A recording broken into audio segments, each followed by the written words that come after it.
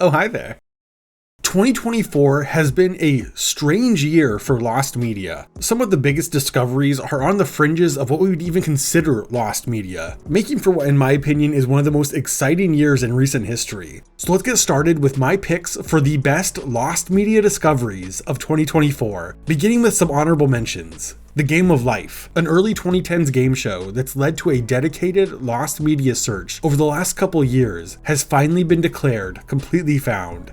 Sailor's Mouth, the two clips of uncensored audio from the classic SpongeBob episode that sparked a heated debate in the lost media community over their authenticity. The long sought after 2003 pilot for The Boondocks. The Best of the Worst, the early comics of Ed's World creator Ed Gould. The pilot for Alligator Boots, Kanye West's attempt at sketch comedy. And my final honorable mention, The Day the Clown Cried, which has been privately screened, but I'm not ready to declare it found just yet. It needs a larger release. Now let's get into the list proper, starting with the Gooner classic. Everyone knows that.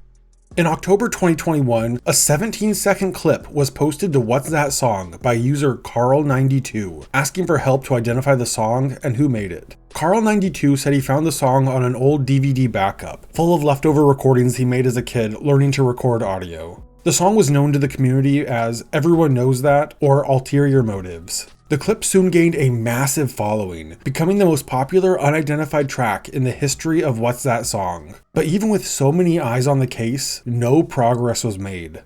The search would get its first big break in 2023 when Reddit user Hey Scarlett searched the US songwriter database SongView for any tracks titled Ulterior Motives written between 1984 and 1988, coming up with 4 potential groups. All were contacted, but only one responded saying it wasn't their song, and the lead would eventually die down until the final piece was put together by one of the moderators of the Everyone Knows That subreddit, OneTruth8567, in late April 2024. OneTruth came across a clip of the adult film Taboo 3 that featured a song that sounded similar to Everyone Knows That. The description of the video said the song was performed by Chris and Phil Booth. Piecing together this revelation with Hey Scarlett's discovery, OneTruth found the IMDb page for Christopher St. Booth, who composed music for adult films in the 80s. After hours of intense, focused research, OneTruth came across the 1986 film Angels of Passion, and at the 1 hour, 7 minutes, and 31 second mark, the search was over.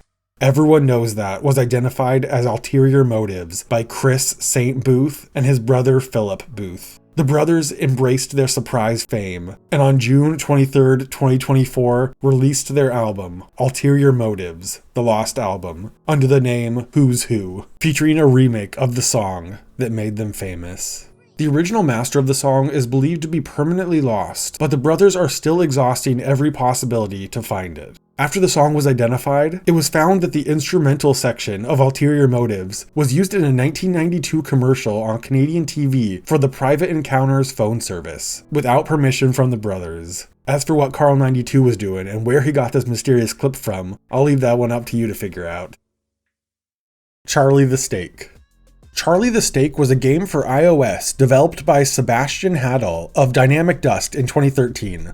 It's an odd game where you torture an annoying steak with a goofy face, kind of reminiscent of the Annoying Orange. There were 3 modes of torturing Charlie the Steak, ranging from the gentle, well done mode to the aggressive raw mode. In 2024, the game became a meme, despite having been long delisted from the App Store, and couldn't be found anywhere. It was speculated that the app might have been removed because it was kinda gross, but it seems to have simply been removed because Dynamic Dust closed down. There were claims that a fan port for Android devices existed, but the files were also never posted. Hearing about the surprise interest in his old game, the developer, Sebastian Haddle, said he was looking through the game's source code to see if he could update it for potential release. But before he could, on August 2nd, 2024, Dipper Gaming uploaded Charlie the Steak's IPA files to the Internet Archive. Days later, on August 4th, Sebastian Haddle re-released the game on the App Store. If you live outside the US, you'll need a VPN to access the game, but regardless of being region locked,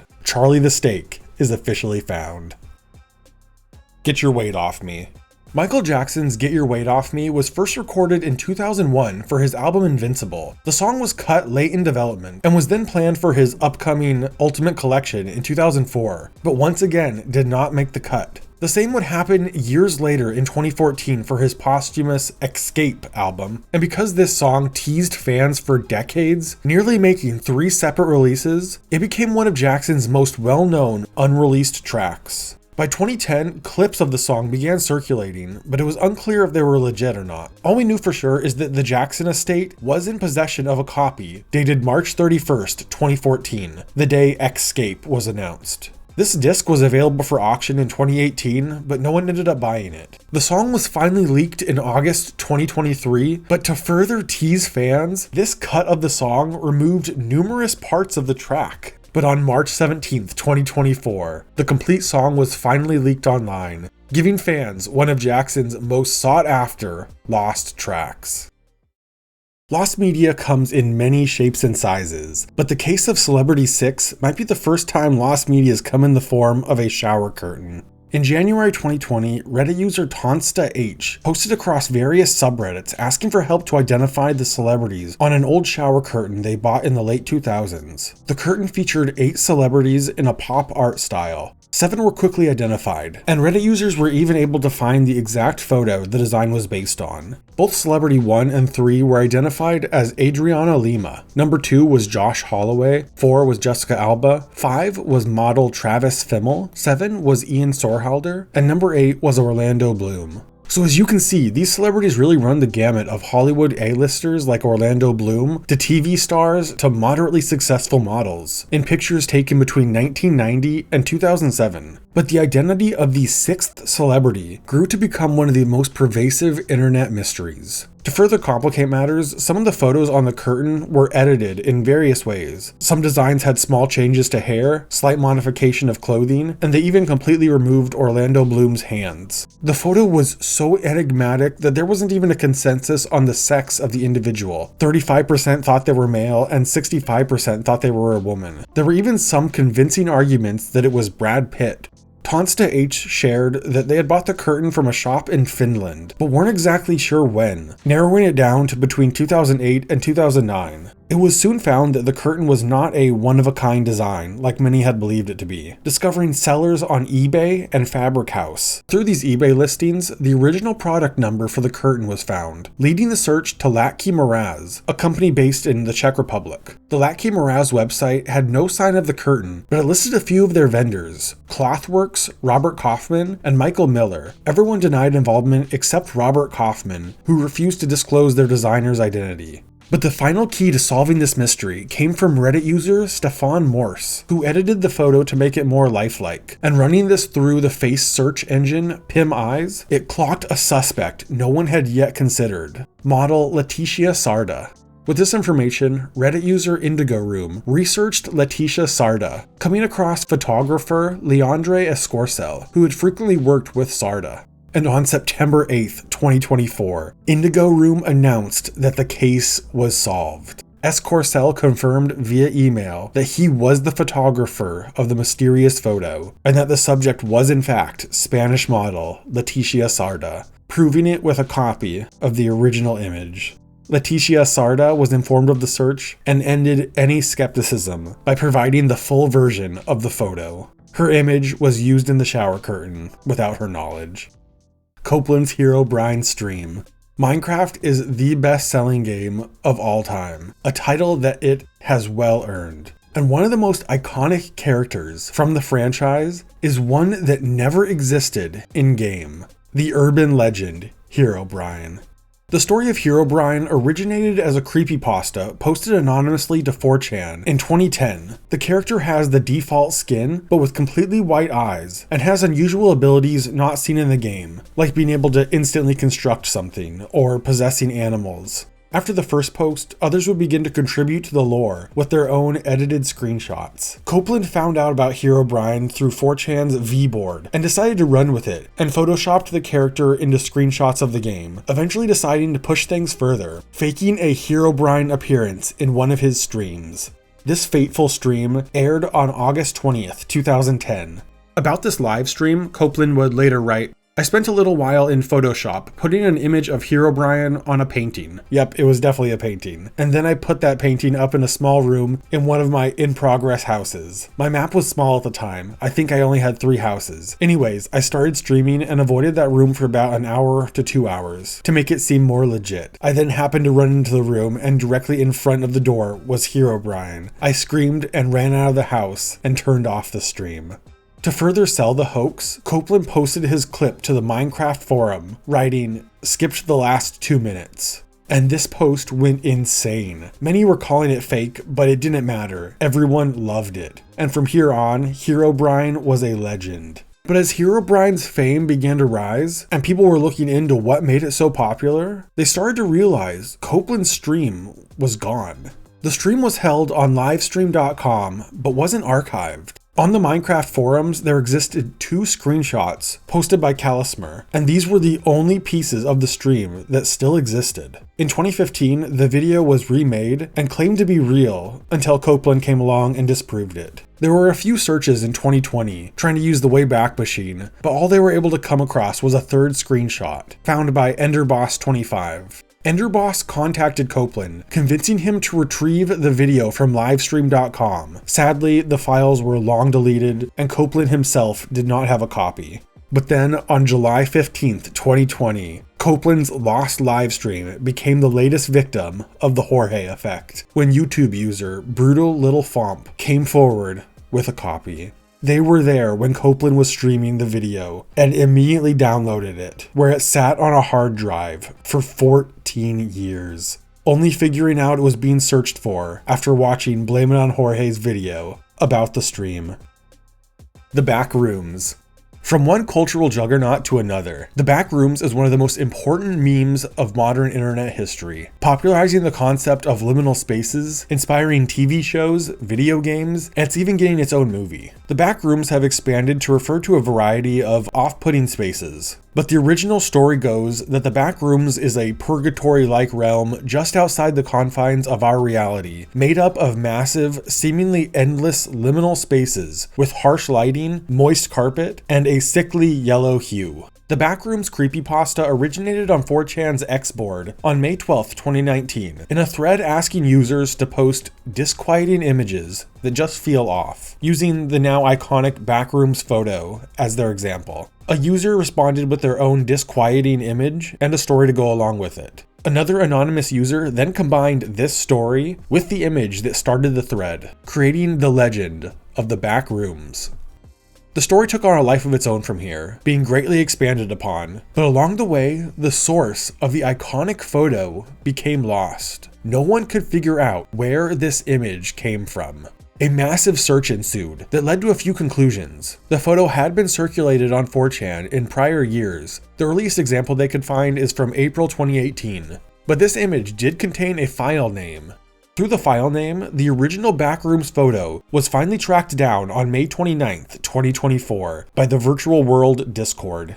The iconic image came from a 2002 blog post belonging to a Hobbytown location in Oshkosh, Wisconsin. At this time, the building was undergoing renovations to include an RC car raceway, and the Backrooms were the before photo of the room's transformation. Since the person who posted the Backrooms photo to 4chan was anonymous, it's not clear how they came across this image, if they found it on the Hobbytown blog themselves, or if the photo had been circulating 4chan for over a decade before someone finally saw its potential. Mozart in 2024. Somehow, Mozart returned and dropped a new banger in 2024. The sheet music of this long-lost string trio was discovered by Leipzig Municipal Libraries, found in their collection while researchers were cataloging the composer's music. This 12-minute, 6-movement work is believed to have been written in the mid to late 1760s, when Mozart was 10 to 13 years old. Once the work's authenticity was confirmed, the string trio was performed in Mozart's birthplace, Salzburg, Austria. The piece was later performed at the Leipzig Opera, with a massive line going well outside the venue. This is an incredible find of a centuries-old work by one of the great masters. And there were even more of these discoveries this year, like a waltz by Chopin was uncovered and seemingly authenticated, but there are some experts that do question its validity, and others even dismiss it as an unimpressive leftover. Hopefully we'll get some new Beethoven in 2025. Turn On, Episode 3.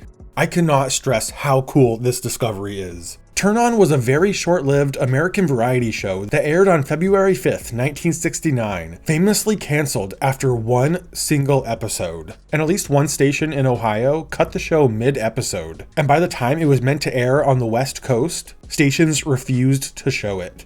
After this single airing in the late 60s, Turn On would never be seen on TV again. The humor was meant to capitalize on the counterculture of the 60s, but it ended up being way ahead of its time, intentionally going out of its way to make people uncomfortable. The entire program had no sets. It used these stark white backdrops, had few reoccurring characters, if any. The credits were interspersed throughout the show, and sometimes several clips ran at the same time with no laugh track, just one rapid-fire clip after another, usually under 30 seconds. This fever trip of a program was picked up by ABC for a 16-episode season, given a hefty budget, and aired on prime time. And the audience was just not ready for this level of brain rot. The show was basically a Family Guy compilation, complete with Subway Surfers at the bottom, and harsh noise all being blasted at your grandparents. It was intentionally boundary pushing, but no one expected the reaction it received. A second episode was completely finished, and a third was in the middle of production, when it was abruptly cancelled. The showrunners were still paid for the full 16 episodes, and they returned to their more accessible show, Laugh-In. And for many years, unless you witnessed this disaster during its single live airing, there was no way to view even a second of Turn On. The first re-airing of any footage came from an ABC report on the infamous program in the 80s. And this seemed to prove that ABC was still in possession of at least some of the footage. And this was eventually proven when the first 2 episodes were made available for in-person viewing at the New York Paley Center for Media. However, these episodes were strictly for in-person viewing and could not be recorded. But in more recent years, various clips began to make their way online. A dancing segment that was the first use of motion capture in TV history was uploaded to the channel Ultimate History of CGI that had sourced the video from a DVD on the history of motion capture. A couple clips were uploaded to the YouTube channel Blue Frog TV in 2021, but the case would see a major break on June 17th, 2023, when YouTube user PhilRock uploaded both episodes of Turn On in their entirety. The videos were promptly removed but had already been downloaded by many users. And later, on October 9th, 2023, something really unexpected happened. In the wake of PhilRock making the episodes available, the series was given its first official release since 1969 on the YouTube channel Clown Jewels, titled the official George Slater release. This in itself was one of the great lost media discoveries of 2023, but it wouldn't be the end. In early 2024, we would get an even more unbelievable follow-up. On February 4th, 2024, the Clown Jewels channel released one final episode, Episode 3, made up of all the remaining segments that were filmed before Turn On was abruptly canceled, closing the case on one of American television's greatest oddities. Yeah, the bet is the only one we never shot. Seinfeld, The Gun.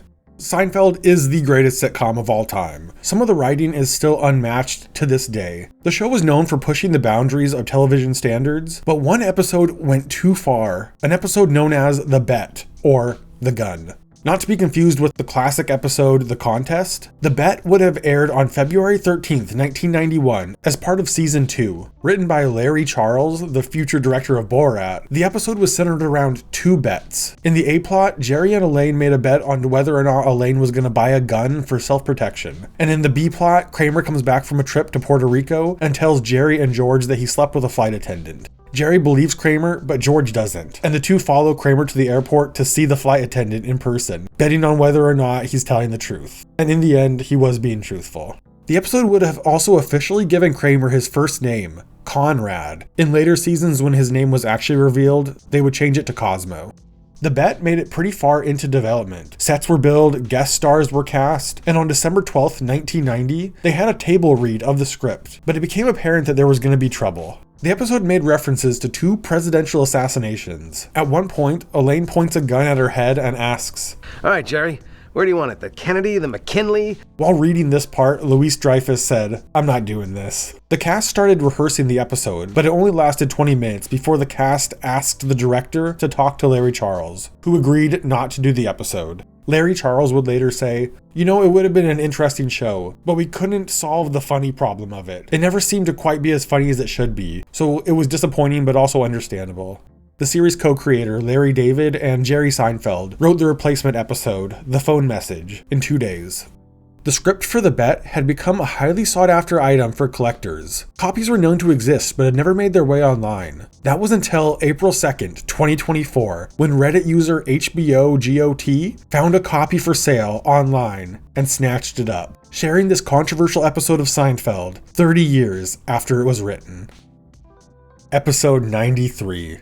Crayon Shin-Chan is a long-running anime, running since 1992, based on the manga of the same name. Sitting at well over 1,000 episodes, the show is a slice-of-life comedy about the titular Shin, alongside his family and friends. Many of the gags involve Shin's lack of social skills, often attempting to woo women much older than him, in bizarre ways that only make sense to a child. Every episode of the series has been released on home video or makes it to streaming eventually, with the exception of one single episode, the April 18th, 1994, episode 93. It's believed to have never been re-aired in Japan and was never dubbed in any other languages, and while not every episode gets a dub, it's one of the very few that the Spanish language dub skipped over, making this episode of Shin-Chan one of the most unlikely pieces of lost media, because at a glance there's really no reason for it to be lost, and even looking deeper into it, there is still really no reason for it to be lost. The episode contains 3 segments: setting my sights on Shin in calligraphy, cleaning up the kotatsu, and it's the introduction to the Buri Buri movie. This 3rd segment is a promotional tie-in with the 1994 movie The Hidden Treasure of the Buri Buri Kingdom, so it makes some sense for this segment to be cut since it's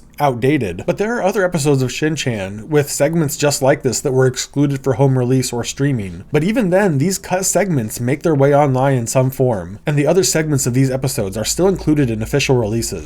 One theory that's been passed around is that the episode might have been banned internally after complaints, but there's no evidence of this. There is seemingly no reason for these other 2 segments of the episode to be cut. In 2019, the episode was technically declared found when Twitter user Carmen Spirits acquired the episode from superfan Chimpoozle, who had recorded all early episodes of Shin-Chan, but they only uploaded the first of the 3 segments. And this is where the search would sit for 5 years. Until the entire episode was discovered in a very mysterious way, maybe even surpassing Everyone Knows That as the craziest way lost media has been found in 2024.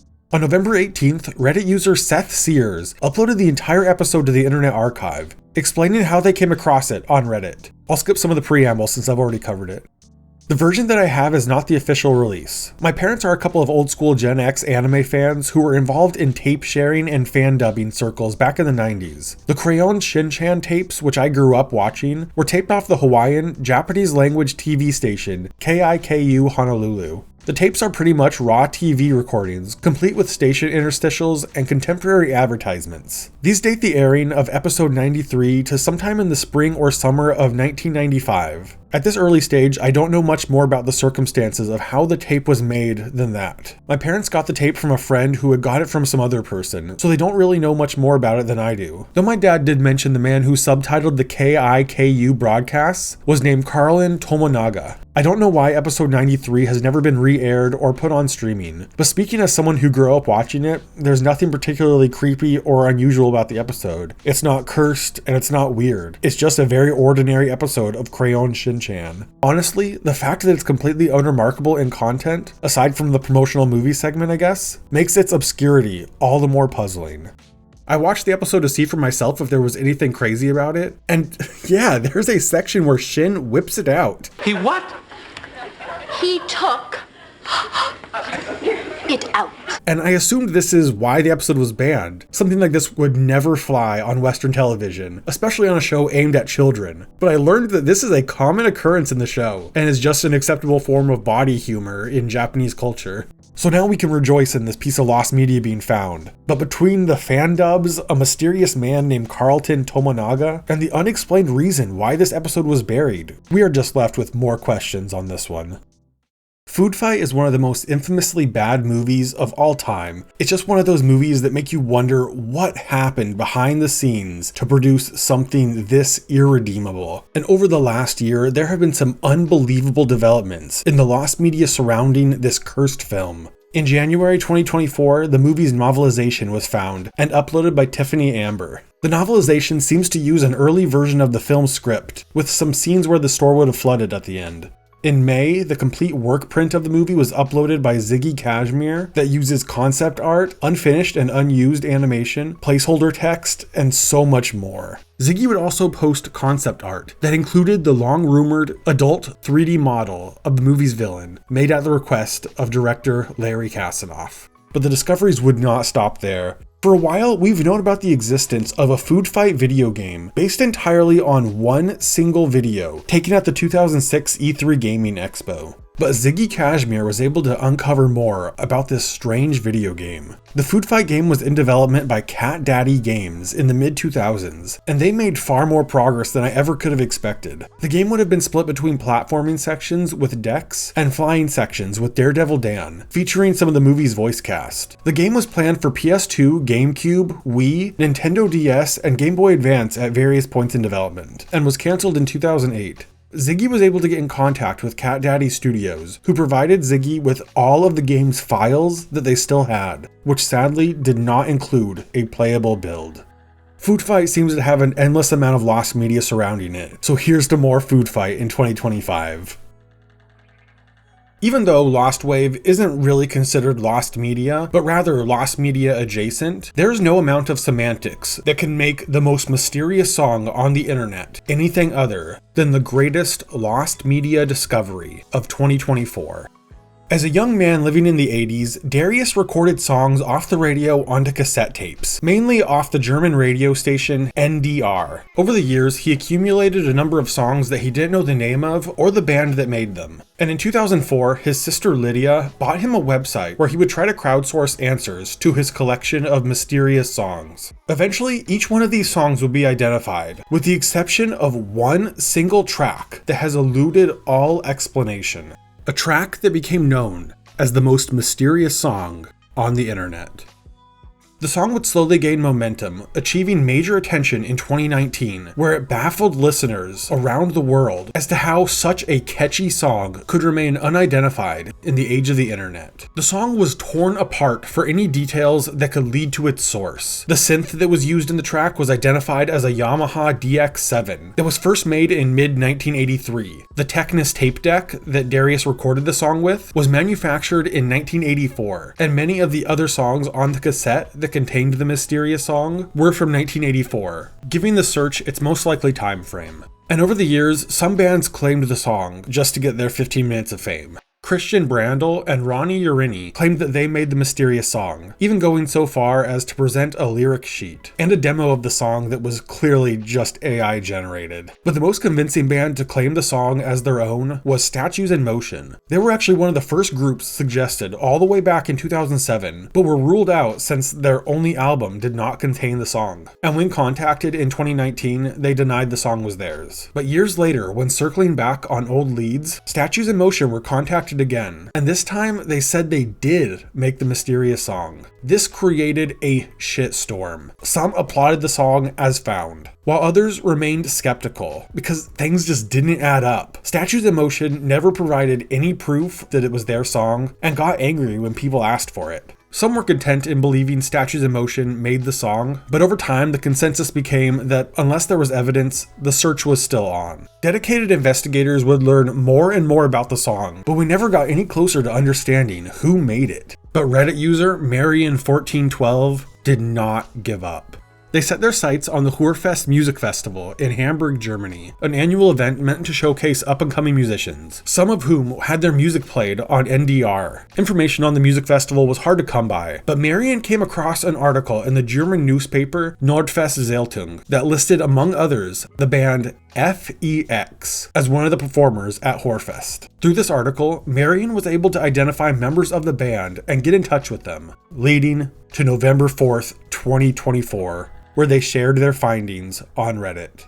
The most mysterious song on the internet was no longer so mysterious. The song is titled Subways of Your Mind by the German band FEX. Songwriter Ture Ruckwirt on lead vocals and guitar, Norbert Zierman on bass, Michael Hadrick on keys, guitar, and backing vocals, and Hans-Reimer Sievers on drums.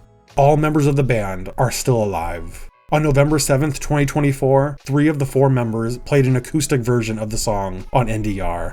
This is, without a doubt, the single greatest discovery of 2024, and a serious contender for Lost Media Discovery of the decade.